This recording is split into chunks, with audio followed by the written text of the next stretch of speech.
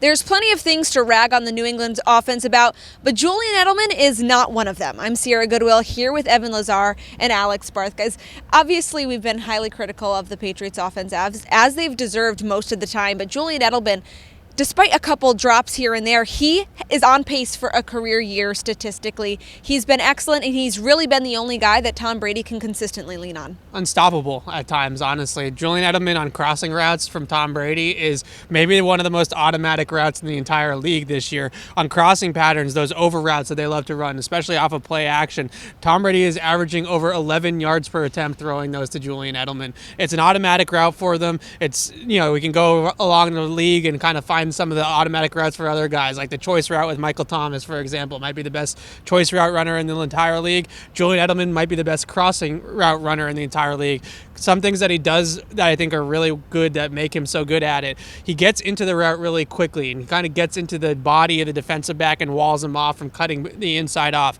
Then when he cuts across the field, he doesn't break the plane, right? He stays even across the entire field. If you drift a little bit in that route, go a little bit more up the field than you should, it allows the cornerback to get back into the play and then undercut the route. He's fantastic at it. And he's really taught Jacoby Myers, I think, a little bit, thing or two about it as well. So, Julian Edelman, the drops, I don't really care about the drops because if it wasn't for Julian Edelman, there would be no engine right now for the Patriots offense. And I think just to kind of take what Evan said and put it in different context, when they were driving down at the end of that Chiefs game, I know they ultimately didn't win, but they were driving down at the end of the game. You look at it, and there was a 3rd and 5, and every single person in the stadium, fans, the Patriots coaching staff, the Chiefs coaching staff, 70,000 people in here, all knew Julian Edelman was getting the ball on that play.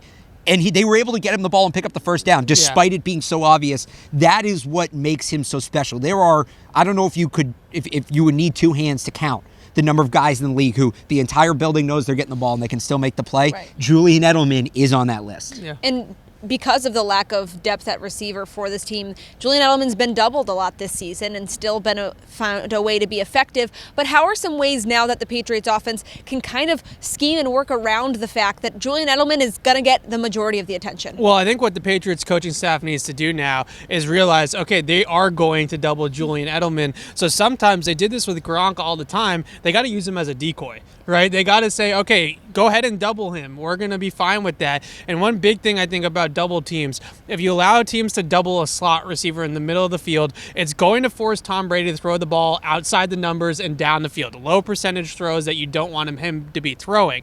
So what they can do is they move Julian more on the outside a little bit and just play 10 on 9 every place else, right? Just say, okay, you guys want to double Julian Edelman? He's going to stand over here in the corner, and we're going to have everybody else kind of go play over here. But if you put him in the slot, it's just a detriment to your offense because it's going to clog the middle of the field. It's going to take the middle of the field away from Brady, and then he's going to have to throw those, throws outside the numbers to Dorsett and Sanu and Harry and guys that you don't really want targeting 10 plus times a game, maybe. So I really think the biggest thing that McDaniels can do moving forward is move Julian on the boundary a little bit more. I think it's really going to open up the rest of the offense. They have like 10 slot receivers, right? It's not like they don't have another slot receiver to put in the inside. So put Sanu, put Myers, put Harry even in the inside, put Julian on the outside, and just play 10 on 9 in the middle of the field. It's tricky, though.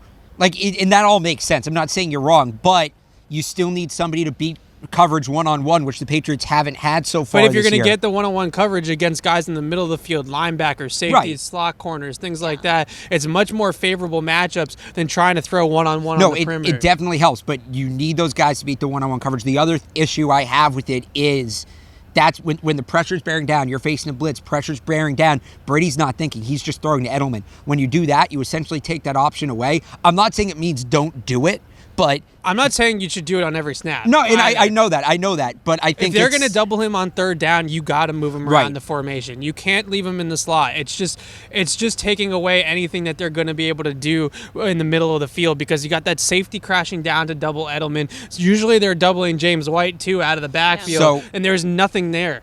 So that's what I was going to say. If they're going to do that, that's the opportunity to get James White open.